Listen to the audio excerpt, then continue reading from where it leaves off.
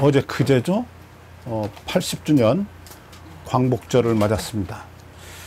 광복절을 맞아가지고 그 광복절 행사가 두 곳에서 거행이 됐어요. 하나는 이제 광화문에서 이재명 대통령이 참석을 한 그 광복절 행사가 있었고요. 또 하나는 저 천안 그 독립기념관 안에서 개최된 행사가 있었습니다. 그 이재명 대통령이 참석한 그 광화문 행사에서 이제 이종찬 광복회장하고 이재명 대통령께서 광복에 대해서 어떻게 의미를, 그 내용을 어떻게 정리를 했냐면, 그 일본에게 빼앗긴 나라 주권을 되찾기 위해서 자기들의 목숨은 물론이고 가족과 자기들의 모든 재산까지 바쳐서 헌신하고 수고해 주신 우리 선열들, 우리 선조들의 덕으로 우리가 광복절을 맞았다. 우리가 광복을 맞았다. 나라를 다시 되찾았다. 그 나라를 빼앗긴 어두움의 시간을 그 용기를 잃지 않은 우리가 반드시 다시 일본으로부터 나라를 되찾게 될 거라고 하는 이 희망의 끈을 놓지 않은 우리 선조들, 그랬기 때문에 이제 헌신을 했잖아요. 그 헌신한 그 선조들의 덕으로 우리가 어둠을 물리치고 다시 나라를 되찾는 광복, 빛광자, 이게 다시 찾는 거예요. 빛을 다시 찾았다. 얼마나 그 선조들이 고맙고 감사하냐. 그리고 그 후손들에게 우리가 다시는 저 친일을 하면 3대가 망하고, 아니 친일을 하면 3대가 복을 받고, 독립에 헌신을 하면 3대가 이거 망한다는 이런 말이 우리 역사 속에서 다시 나오지 않도록 해야 한다. 우리가 그분들을 극진히 대접해야 한다. 이런 메시지를 냈어요. 근데 이제 저 천안에 있는 독립기념관 안에서 개최된 행사에서는 누가 주관을 했냐면 광복 독립기념관장이 그 행사를 주관을 하고 메시지를 냈어요. 그 사람이 누구냐면 김형석이라는 사람인데, 이 사람이 저 윤 씨가 임명했던 그 관리예요. 그러니까 독립기념관에 적어도 수장으로 뭔가 직임을 감당해야 할 사람은 우리가 생각할 때는 독립에 헌신한 사람이거나 그의 후손이거나 적어도 그분들의 치적을 높이 이렇게 찬양하고 그리고 국민들에게 독립정신을 이렇게 일깨우고 북돋아줄 수 있는, 고양시킬 수 있는 그런 사람이어야 되는데, 이름이 어떤 놈이냐면 친일사관을 가지고 있는 사람이야. 친일사관. 이제 이걸 이제 뉴라이트라고 하는 이름으로 이렇게 바꿨죠. 그러니까 뉴라이트라는 이름을 내놓고 있지만 그 속에는 누가 있냐면 일제 식민지 시대는 우리 민족에게 복이었다. 이런 생각을 가지고 있는 놈들. 그러니까 친일했던 사람들. 우리는 친일을 했던 사람이야 라고 말하는 게 아니라, 우리는 친일이 좋았어 라고 말하는 게 아니라 뭐라고 그러냐면 우리는 뉴라이트야. 그러니까 이제 이 라이트라는 말이, 이 라이트가 이게 오른쪽이잖아요. 오른쪽. 우리는 이제 좌파라고 그래요. 그리고 자기들은 오른쪽이라고, 우파라고 그래. 그래서 이제 우파와 모든 대부분의 나라가 저 민주주의가 우파와 좌파 이 두 개의 날개로 날고 있다.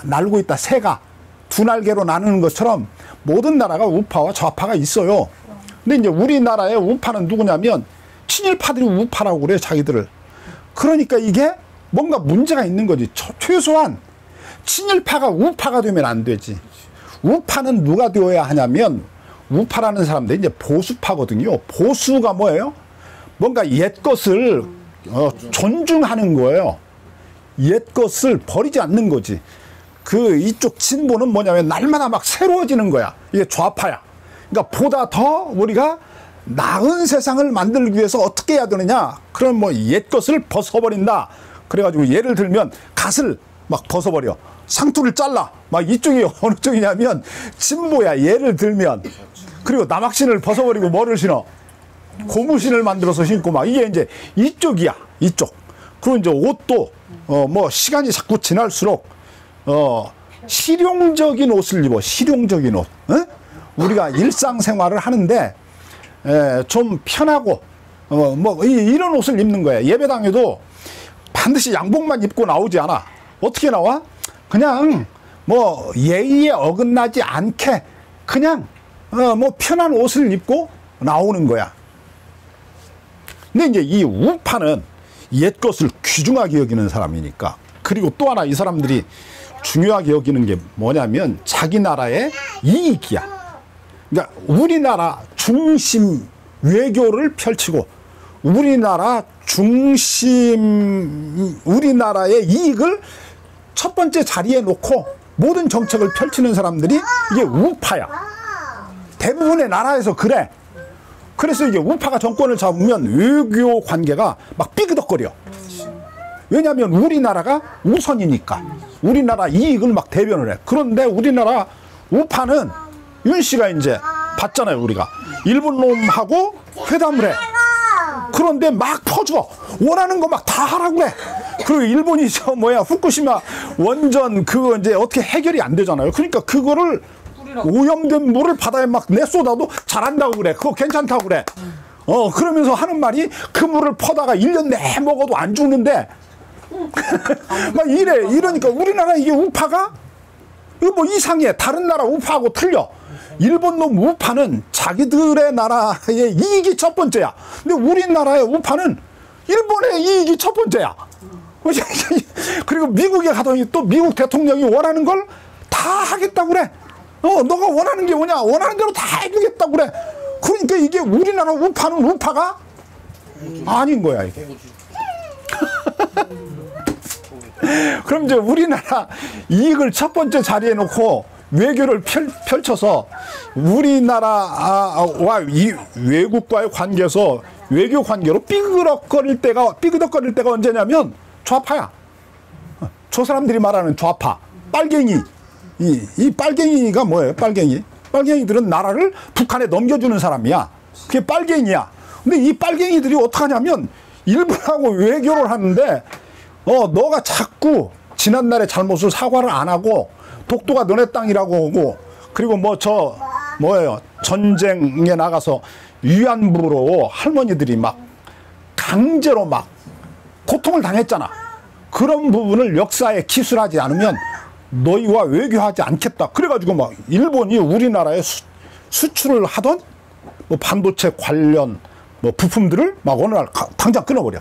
우리는 일본 놈이 우리나라로 팔던 옷들을 싹 막 불매 운동을 해가지고 하나도 안 사. 그래가지고 막 그런 점포들이 막 망해. 예, 그리고 이제 일본 놈들은 무슨 생각했냐면 자기들이 우리나라에 뭐 수출하던 반도체 부품들을 자기들이 수출 안 하면 우리나라 이제 망할 거다. 그러면 망하기 직전에 와서 잘못했어요. 용서해 주세요. 수출 좀 해주세요. 이럴 줄 알았어. 그런데 불과 얼마 사이에 다 우리나라에서 개발을 해버려. 일본이 지금 망해버렸어요. 그런 부분들이. 그러니까 이게 우리나라는 적극적으로 대응을 해가지고 그 문제를 해결을 해버려. 그리고 더 좋은 부품을 만들어. 그리고 이제는 일본 놈들이 그때만 해도 우리나라에 수출하는 옷들이 막 인기가 많았어요. 근데 요즘엔 이제 우리나라 옷들이 막 일본 매장에 갖다 걸어놓기만 하면 막 불티나게 팔려가지고 막 완판이 돼버려. 이런 세상이 됐어. 어쨌든 다른 나라와의 외교 관계에서 우리나라의 이익을 지키려고 애쓰는 사람이 누구냐면 이 좌파야. 그러니까 우리나라 우파는 우파가 아니야. 이놈들에게 나라 맡기면 나라 망쳐먹어. 진짜 그런 역사를 우리가 지금 살아왔어요. 맞아요. 박근혜 때 그랬고 누구 때 그랬냐면 이명박 때도 그러더니 이제 완전히 누구 때 윤석열이 때 와가지고는 나라를 한 50년 전 우리가 젊었을 때가 몇 살이에요? 지금 한 40년 전으로 역사의 수레바퀴를 뒤로 돌려가지고 계엄을 해버려. 미친 짓을 하는 거예요. 이놈들이 나라를 다스렸다가는 정권을 이놈들에게 줬다는 나라 망칠 것 같아. 잘못된 거지. 아, 이거 너무 또 이쪽으로 왔네. 자, 광복절을 놓고 두 개의 해석이 있어. 하나는 우리가 어떻게 광복을 맞았냐? 김영석이라고 하는 사람이 뭐라고 말했냐면 이렇게 말했어. 우리나라의 광복은 연합군들이 우리에게 준 선물이다. 연합군들 덕택에 우리는 그냥 거저 얻은 선물이다. 그러니까 어떻게 해야 돼? 연합군들에게 감사해야 한다. 광복절이 오면 누구에게 감사하는 게 아니라 광복을 위해서 싸웠던 우리 선조들, 희생했던 그분들의 후손들에게 감사해야 하는 게 아니라 누구에게? 미국에게 감사해야 된다는 거지. 연합군을 누가 이끌었어? 미국이 이끌었잖아. 그러니까 우리는 미국에게 감사해야 한다. 광복절이 오면 큰 절 올려야 된다. 뭐 이런 이야기야. 그런데 없지 않아 그런 부분이 있긴 있지만 뭐 일본 뭐 히로시마 막 여기다가 원자 폭탄을 떨어뜨리니까 일본 천황이 나와서 손을 들고 항복을 했죠. 그래서 우리가 광복을 얻은 부분이 없잖아. 있긴 있지만 그렇다고 해서 우리나라가 가만히 있지 않았어요. 여러분.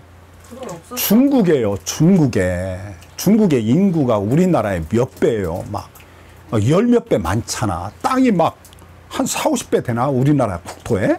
이렇게 넓잖아요. 근데 그 나라가요. 광복을 찾기 위해서 우리나라처럼 애쓰지 않았어요. 이 또 히로부미를 쳐 죽인 놈이 누구냐면 우리나라 사람이에요.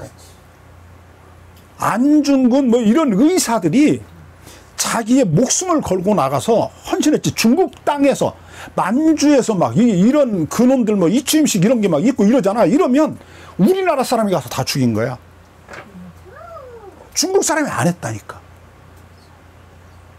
우리 민족은 진짜 훌륭해요. 훌륭해요. 그런데도 우리 민족의 광복은 그냥 연합군이 우리에게 준 선물이니까 광복절에는 우리가 딴소리 하지 말고 미국에게 감사하다라고 해야 된다는 거예요. 자,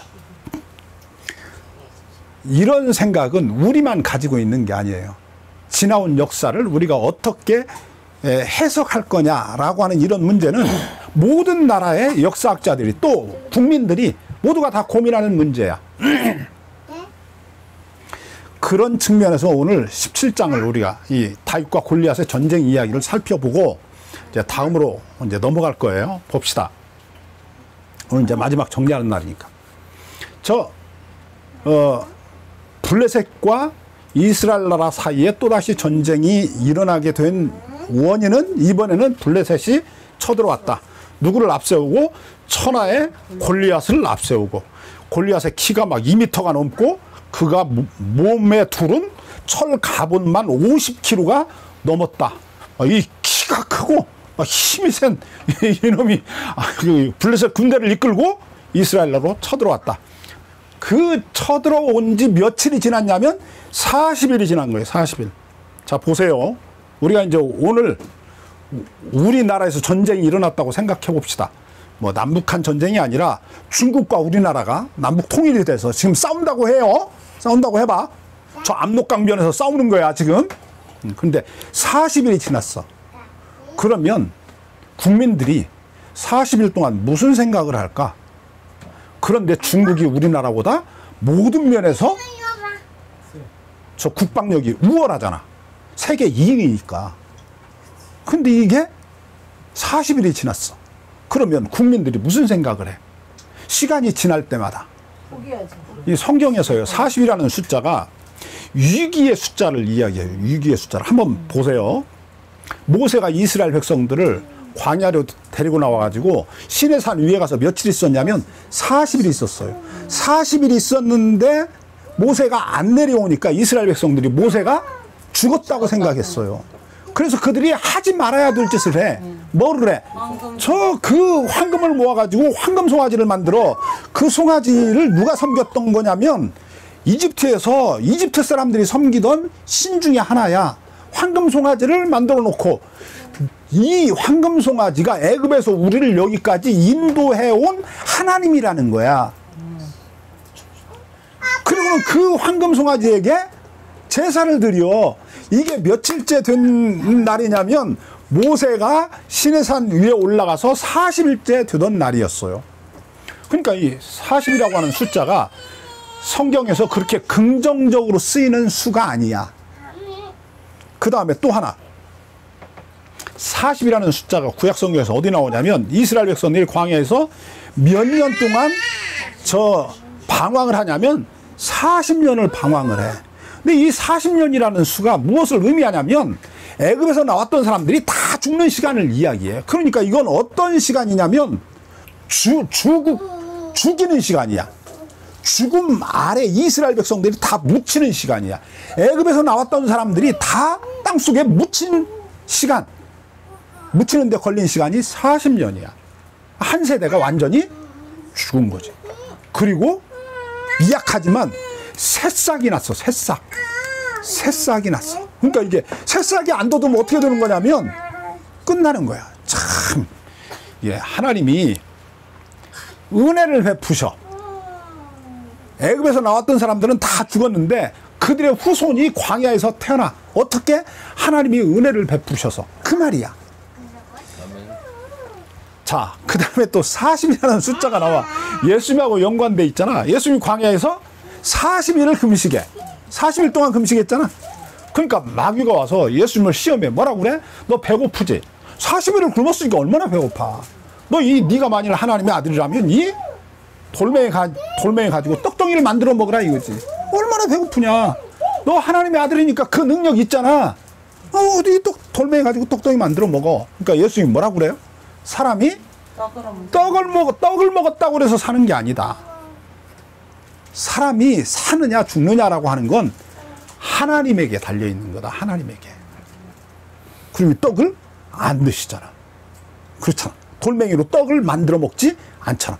예수님이 저 돌멩이로 떡을 만들어 먹을 수 있지. 근데 그걸 이겨낸다고, 극복한다고. 그러니까 이게 위기의 시간이야. 시험의 시간이야. 혹독한 시련의 시기가 40일이야. 성경에서 그렇게 써요. 그러니까 42일에 이게 잘못하면 그냥 패배하는 것이고 승리하면 이기는 것이고, 이런 어떤 기로에 선 시간이 40일이야. 근데 그 40일째 되는 날에 누가 나오냐면 다윗이 나와. 이스라엘 백성들이 골리앗과 그 블레셋 군대의 위협 앞에 모두가 다 기가 죽었어.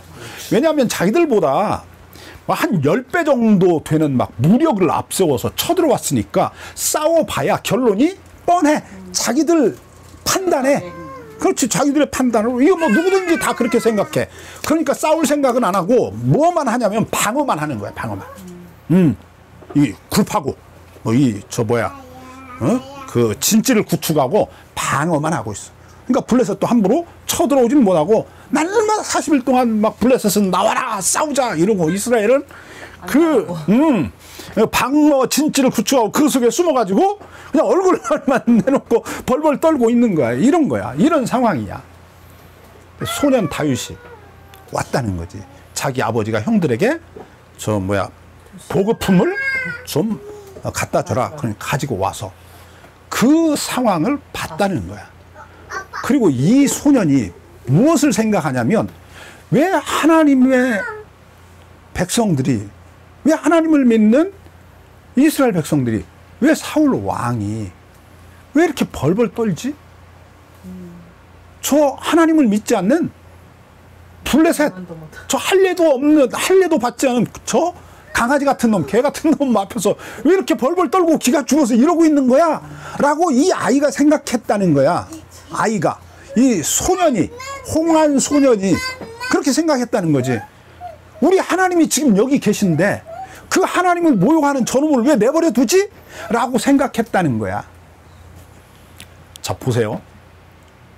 사무엘사가 언제 쓰여졌냐? 우리가 이걸 생각해야 돼. 자꾸 이거를 제가 상기시키는 이유가 있어. 보세요. 사무엘서가 BC 586년에 이스라엘 나라가 망해버렸잖아. 남쪽 유다도 망했다고. 바벨론에게 망했어.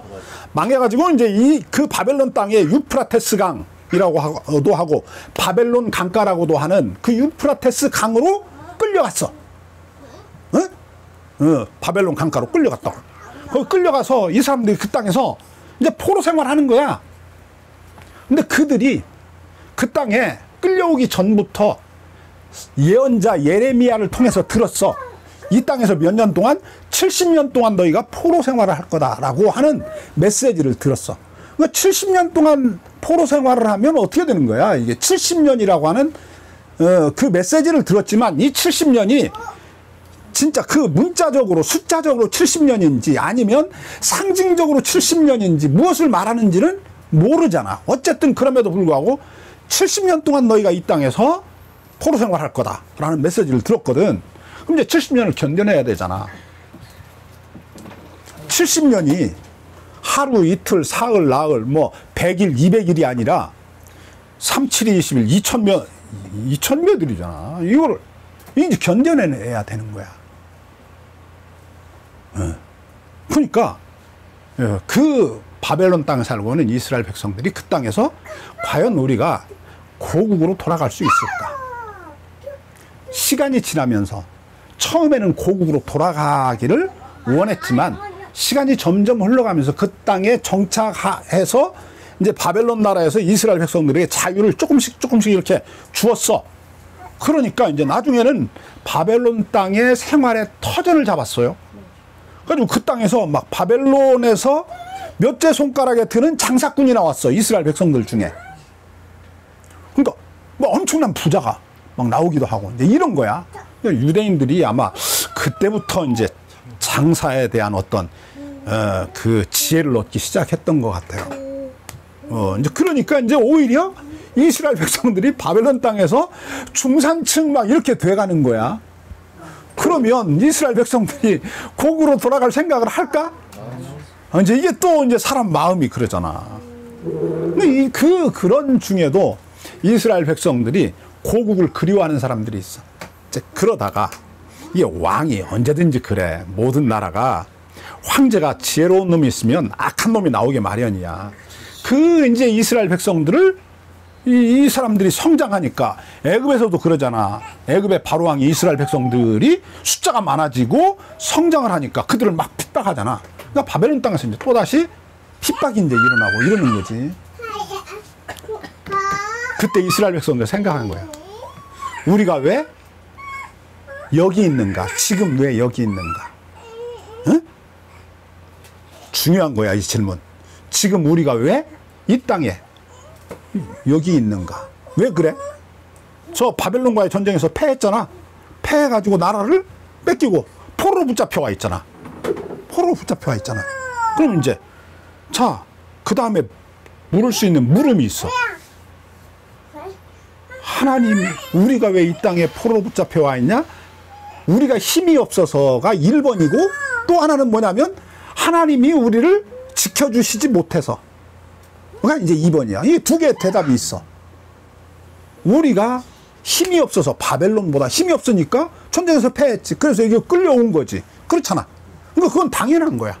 이런 사람들은 그러면 이제 이 땅에서 고국으로 돌아갈 수 있다는 어떤 답을 얻으려면 어떻게 해야 돼? 우리가 바벨론보다 더 강해져야 돼. 그렇지 않으면 고국으로 못 돌아가. 그렇잖아. 근데 그럴 가능성이 없어. 그럼 이제 어떻게 해야 돼? 친 바벨론 삶을 살아야지. 그게 친이라는 거야. 우리나라가 왜 친일을, 우리나라 사람들 중에 상류층에 있던 사람들이 왜 친일을 했냐? 누가 그러잖아. 내가 광복이 이루어질 줄 알았으면 친일을 했겠냐고. 그러잖아. 내가 광복이 올 줄 알았으면 친일을 안 하지. 내가 왜 친일을 해? 안을 줄 알고. 그렇지. 광복이 안 될 줄 알았던 거지. 그러니까 이스라엘 백성들 중에도 마찬가지야. 그런 생각을 했던 사람들이 있는 거야. 자, 근데 이제 보는 거야. 자, 우리가 왜 이 땅에 포로로 붙잡혀와 있냐? 포로로 붙잡혀와 온 이유는 우리가 힘이 없어서만이 아니다. 우리가 하나님을 잘못 믿었기 때문에 하나님이 우리를 이 땅으로 쫓아냈다는 거지. 응?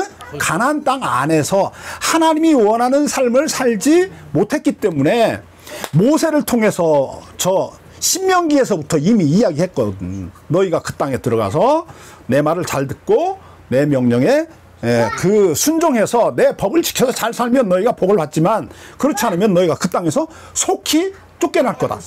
그 말씀을 하셨거든. 그러니까 생각한 거야. 야, 우리가 삶을 잘못 살아서 하나님께서 우리를 이 땅으로 쫓아낸 거다. 추방한 거다. 라고 하는 답을 얻은 사람들이 있었어요. 아셨죠? 근데 그 사람들은 그러면 자 봐봐. 이 두 가지야. 우리가 힘이 없어서 이 땅에 포로로 끌려왔다. 그러니까 만약에 우리가 이 땅에서 고국으로 돌아가려면 어떻게 해야 돼? 힘을 길러야 돼. 힘을. 누구보다 더 큰 힘을 길러야 하냐면 바벨론 제국보다 더 큰 힘을 길러야 돼. 근데 바벨론 제국이 128도가 되니까 이스라엘 나라에 뭐 수백 배 되는 그 땅이 그렇게 넓고 국민 수가 막 수십 배가 더 많아. 근데 어떻게 그들과 싸워서 이겨? 그러니까 이건 불가능한 거야. 그래서 이 사람들은 뭐 했다? 친일을 했다. 친바벨론자가 되었다. 그 다음에 또 하나. 하나님이 우리를 이 땅으로 추방을 했다. 그러므로 우리가 하나님께로 돌아가면 하나님이 우리를 다시 고국으로 데려가실 것이다. 라고 믿은 사람들이 있었어. 그러니까 이 사람들은 그럼 뭐를 했을 것 같아? 하나님과 바른 관계를 맺어야지. 우리가 하나님께로 돌아가야지. 우리가 지금 이 상황에서 믿음을 지켜서 하나님과 더불어 살아야지. 우리 하나님은 이스라엘 땅에만 있는 게 아니라 지금 여기도 우리와 함께 계시지. 그러니까 이 땅에서 우리가 지금 오늘 믿음을 지켜서 살아야 돼.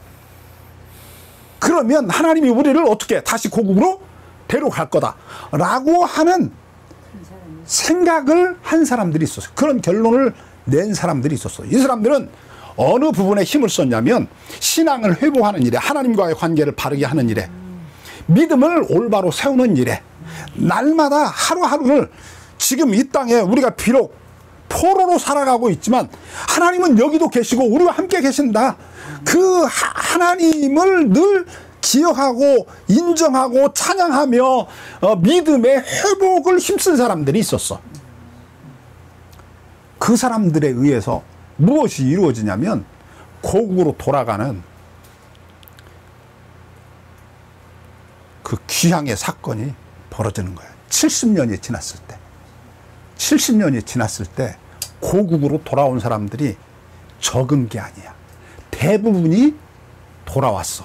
어떤 사람들이 돌아왔냐면 주로 이제 믿음을 지킨 사람들이 앞장을 섰지만 바벨론 땅에서 부자가 되었던 사람들도 돌아온 거야. 누구에게 도전을 받아서? 그 믿음을 지켰던 그 사람들의 도전을 받아가지고 그래서 함께 돌아왔던 거야. 그래서 다시 가나안 땅에 하나님의 나라를 세울 수 있었던 거지. 자, 보세요.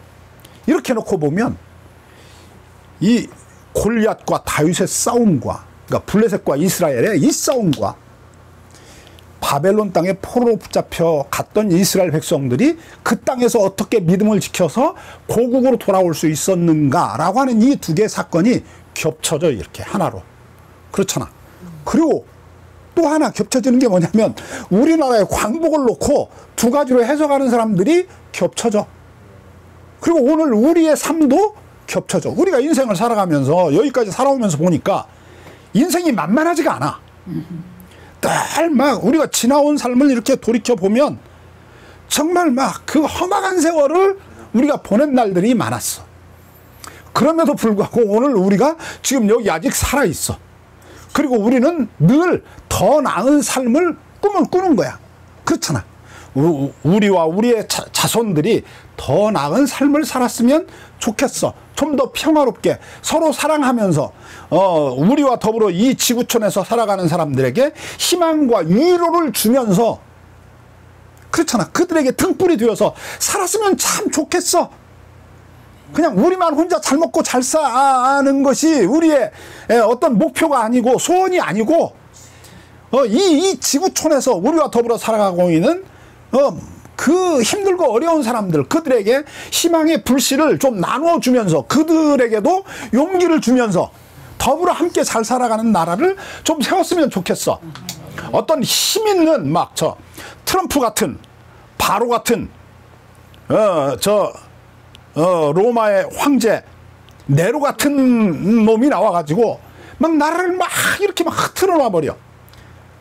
그럼에도 불구하고 그런 사람에 의해서 나라가 좌지우지 되는 것이 아니라 좀 서로를 끌어안고 힘들고 어려운 이웃들의 손을 잡아서 서로를 일으켜주면서 우리 함께 좀 협력하며 서로를 도우며 살아가자. 상부상조라고 하는 정신이 우리 민족에게 있잖아.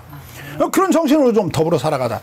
이런 메시지를 전하고 좀 이렇게 삶을 위로하면서 이끌어가는 민족, 그런 민족이 좀 되었으면 좋겠어 라고 하는 꿈을 꾸는 거야. 오늘 우리 민족이 그런 꿈을 꿔. 그래서 우리나라 사람들이 저 지금 저 케이팝 데몬 헌터스, 그게 뭐 미국에서 이제 드디어 뭐 1위 음악 차트에서 2위가 되었다고 그래요. 그리고 뭐 영국에서도 2위를 하고 하여튼 뭐 우리 권사님은 잘 몰라. 하여튼 뭐 그런데 그 여자들 아이돌이 나와가지고 노래를 부르는데, 그 노래를 제가 어제 그 영화를 어제 봤어요. 유리가 갖다 주더라고. 할아버지 그게 이거야.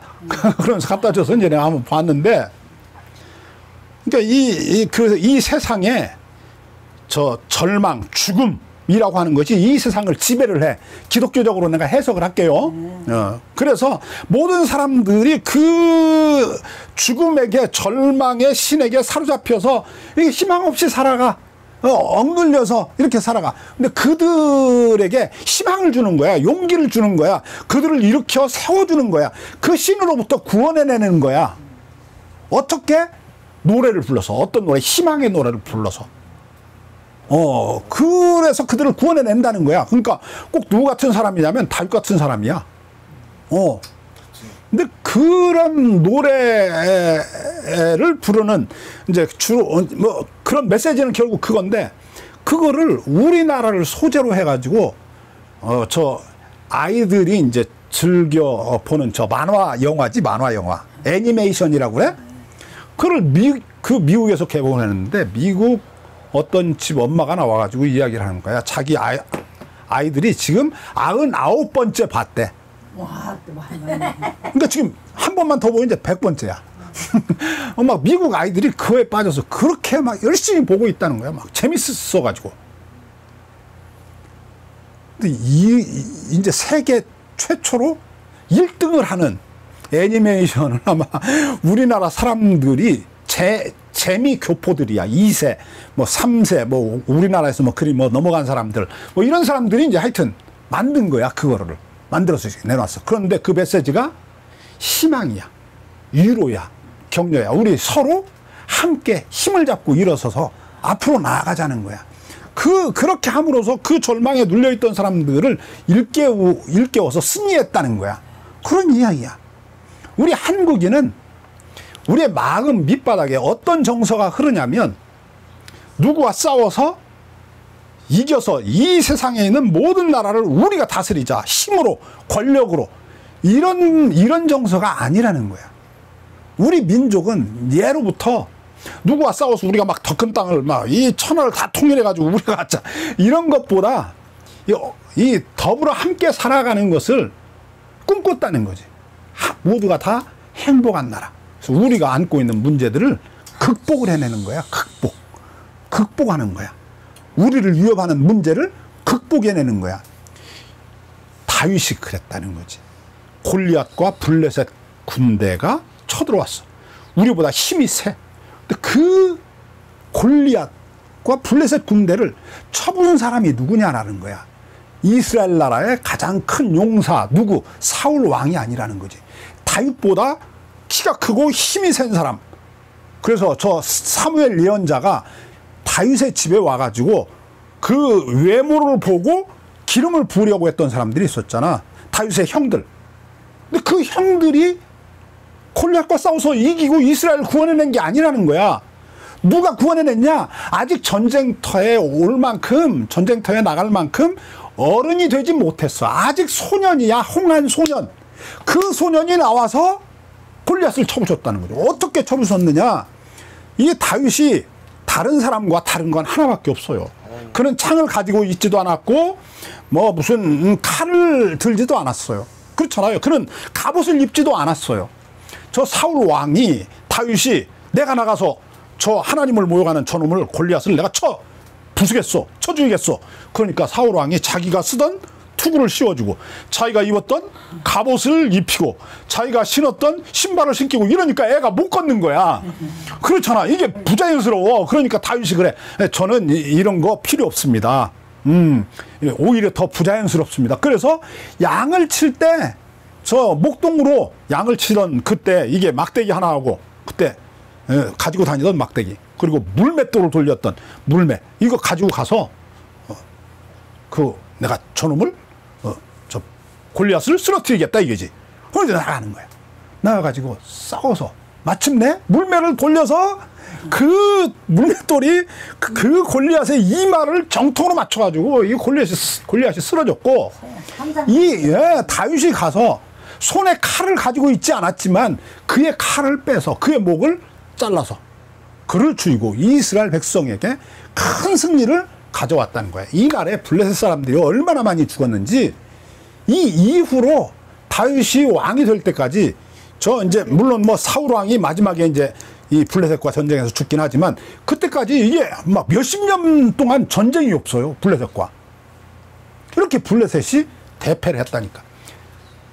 이 이야기를 기록하면서 사무엘서 저자가 하는 말이 있어.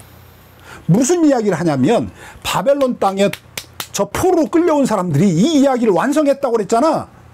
이 이야기가 이제 이렇게 이런 이야기 저런 이야기들이 이렇게 떠들어오고 이스라엘 나라의 역사가 있었겠지. 그런데 그것들을 전부 끌어모아 가지고 이거를 성경으로 완성을 했어.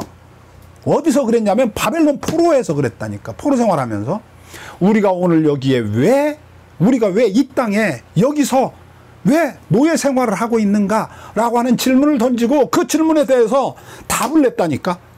우리나라가 힘이 없어서 블레셋이 힘이 강해서 우리가 패해서 이 땅에 포로로 끌려왔는가. 두 번째, 하나님이 우리를 버렸기 때문에 우리가 이 땅에 포로로 끌려왔는가 라고 하는 이 두 개의 물음 앞에서 그들이 답을 얻었다니까.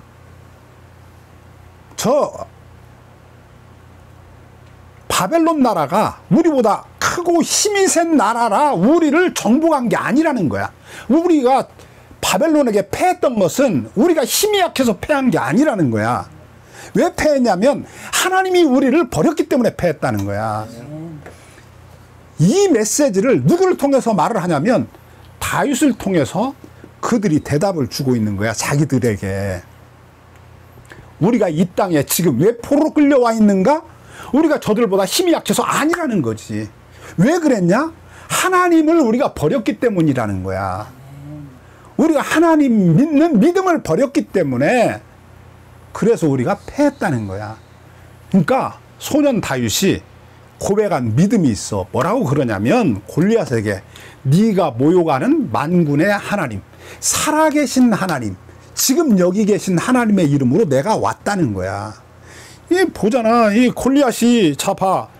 이 골리앗이 이 투구를 쓰고 갑옷을 입고 적토마 위에 앉아가지고 막 호령을 하고 있는데 이스라엘 적진에서 사람이 하나 나왔어. 근데 보니까 어린 애가 막대기 하나 들고 물매를 돌리면서 나와. 그러니까 얼마나 우스워 그 꼴이. 그러니까 이 골리앗이 한 말이야. 네가 나를 개로 여기고 막대기를 가지고 나왔냐. 그랬더니 이 소년 다윗이 하는 말이야.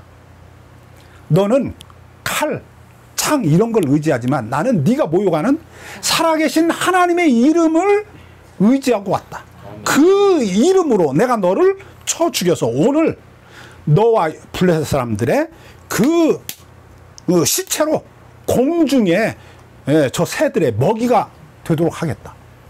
그럼 물매를 돌려가지고 확 던졌더니 그 물매가 정통으로 이마를 꿰뚫었다는 거지. 누가 이겼냐면 소년 다윗이 이긴 게 아니야. 누가 이긴 거냐면 그가 믿은 하나님이 이긴 거야. 그 하나님이 누구와 함께 일했냐면 다윗과 함께 일한 거야. 하나님을 믿고 고백하는 지금 여기 우리의 삶 속에서 지금 여기 우리 함께 더불어 살아가셔. 우리 눈에 보이지 않지만 그 하나님이 지금 우리와 함께 계시다니까. 그 하나님을 인정하며 살아가는 그 믿음 속에서 하나님이 우리와 함께 일하신다는 거지. 그리고 마침내 우리에게 뭐를 주신다? 독립을 주신다는 거야. 그 하나님이. 이 믿음을 고백하고 이 믿음으로 오늘을 살아내는 거야. 이게 뭐? 그게 믿음이라는 거지. 아멘. 하나님을 믿는다는 게 무엇이냐라고 물을 때 이것이 믿음이라고 정의한 거야. 답을 준 거야. 하나님을 믿는 백성은 어떻게 살아야 하는가? 어떻게 사는 것이 믿음으로 사는 것인가를 소년 다윗을 통해서 답을 준 거예요. 늘 하나님이 우리와 함께 계시다. 하나님이 우리의 삶 속에서 지금도 우리를 돕고 계신다. 우리를 사랑하시고 그 하나님이 우리를 버리시지 않았다는 거지. 아멘. 우리가 잘못해서 이 땅에 포로로 끌려왔다 할지라도 그분은 우리를 지금도 사랑하신다는 거지. 왜냐하면 우리와 언약을 맺었으니까. 이스라엘 백성들과 언약을 맺었잖아. 그때는 할례를 통해서 언약을 맺었어요. 우리는 예수님의 피, 그 아들의 피, 생명을 주고 우리를 바꿨어요. 하나님의 아들의 피로 우리와 언약을 맺었어. 내가 너를 절대로 버리지 않겠다는 거지. 내가 너를 통해서 하나님의 창조 목적을 완성하고야 말겠다고. 하나님이 우리와 언약을 맺은 거야. 그 언약 속에 있기 때문에 우리가 설령 잘못해서 바벨론 땅에 포로로 붙잡혀와 있다 할지라도 고난 중에 처했다 할지라도 절대로 뭐하지 마라. 낭망하지 마라. 하나님은 우리를 용서하시고 또다시 너를 일으켜서 너가 하나님께로 바로 돌아오면 하나님이 우리를 통해서 하나님이 이루시고자 하는 그 뜻을 이루고야 말 것이다. 그 믿음으로 오늘을 이겨내자. 기도하겠습니다.